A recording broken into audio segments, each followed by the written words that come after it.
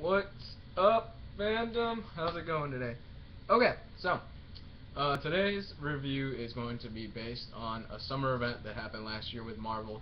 It was pretty big, and there was a lot of build-up behind it. Of course, I am talking about Hickman's Infinity. This is the hardcover that was released, and it contains Infinity 1 through 6, New Avengers 7 through 12, Avengers 14 through 23, Infinity Against the Tide, Infinite Comic 1 through 2. It's written by Jonathan Hickman, art by Jim Chung, Jerome Opeña,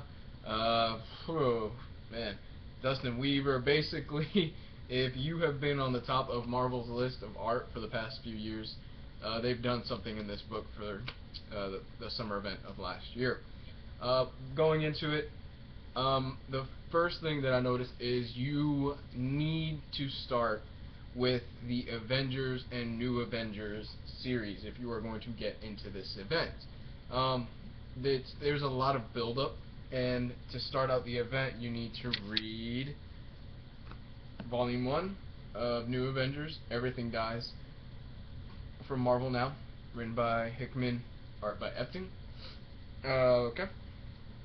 Volume 1 of Avengers World, boop, right there. The Last White Event, which is Volume 2, and Volume 3 of Avengers, which I don't have on me right now. I've been reading that one digitally. So, here's the deal with this event. There's a lot of build-up to it, and I personally think, for the most part, it's good, but it's not the best thing in the world. I think that it has a lot of problems. Hickman's Infinity event, now that we're getting into it, is very big. It's very grandiose. It scales the entire universe. And basically the gist of it is that there are these characters called the Builders. The Builders were the first ones that created everything in the universe, or so they claim. And they are thousands of years old. And basically they have decided that the Marvel Universe, all the characters on Earth and things like that, have been screwing up with time way too much, so they have to destroy the Earth.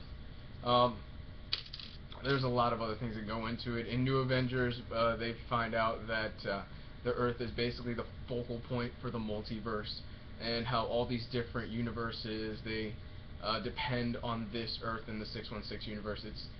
It's kind of convoluted, I'm not gonna lie, and that's one of the problems that I have with it. I think the event itself is pretty convoluted, and unless you pay a lot of attention and you kind of break everything down, you can kind of get lost in some of the smaller stories and things like that.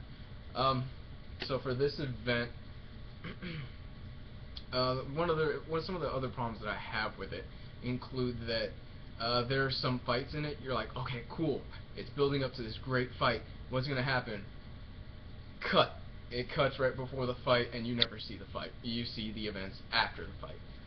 And I'm like, well, come on. You kind of threw me this awesome build-up, and you gave me nothing for it. You know? There's a fight here with Black Panther where I was like, oh, sweet, he's going to get in this fight. We're finally going to get to see him, do his thing. Cuts right before the fight starts, and you're like, okay. Maybe in a few pages. You come back to it and the fight's already over. You're like, well, what happened? You kind of shortchanged me on that. And I think that's probably one of the biggest issues with this event. It's plot. It's all plot. I think there's very little character development with the characters. But aside from that, it's a good plot, don't get me wrong. And the events are pretty cool. And Thor has one of the best moments that I've seen him had in a long time in this. It's great. Some of the things that I liked about it, the art is great. There's definitely different artists. I personally love Jim Chung's and Jerome Opeña stuff. I love Opeña. I think he's awesome. He's not always the most timely guy, but he does great stuff. Also, production-wise, here's my gripe about this one. The pages, I don't know what is the deal with Hickman's stuff, because I reviewed his FF Omnibus and it had the same problem. The pages, once again, really thin, to the point where if it's a complete white page, you can see through the page.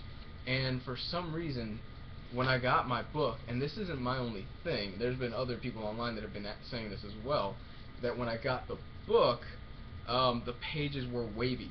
Like if you were to stick this book inside of a really hot bathroom and you ran the water and steam was coming up, the pages would crinkle and they were wavy. I got the book like this, so I don't know what the deal is with it. And some of the words in the book are faded. So when you're reading bubbles, some of the words look really faded, and it's not intentional, it's production-wise. It's production value that's really poor.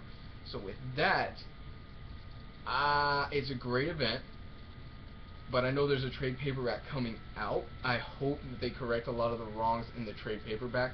You know, the wavy paper, the crinkled and really thin. I really hope so, because it's a good event, but I think it's a bit overhyped, to be honest with you. Now, if you take off the dust jacket, that is really cool. I dig that, the cover. Once again, don't like dust jackets. I think this would have looked a lot better on the shelf without it. So, like I said, that was just the gist of it. Like, if you're interested in Hickman and you know how he writes, he's very grandiose, and he is very much all plot and thinks very big. I gave you a truncated version of his story. There's so much else going on. I recommend you check it out, but if you can, I'd just hold off on the hardcover and see what the trade paperback does. So, like I said, comment, subscribe, let me know what you think. Bye.